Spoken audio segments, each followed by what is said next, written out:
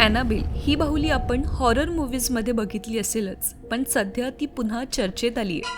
Social मीडियावर अफवा पसरते की ती गायब झाली.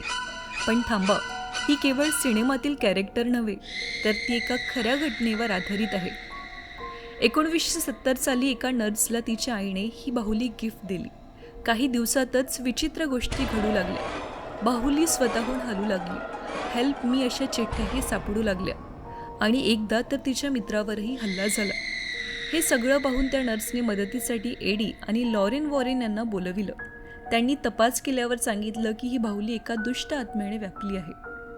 वॉरेन दाम्पत्याने ही बाहुली त्यांच्या ऑकल्ट म्युझियममध्ये एका काचेत बंद करून ठेवली आणि आजही ती तिथेच सुरक्षित आहे.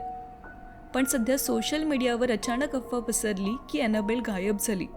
काहींनी तर ती शिकागोमध्ये दिसल्याचंही सांगितलं.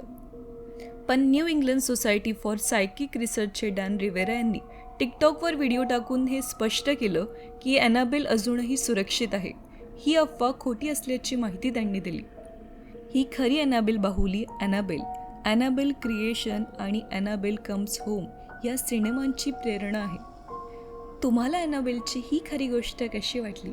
अशाच नवनवीन गोष्टींकरिता मेगा एक्सप्लोअरला फॉलो करायला विसरू नका.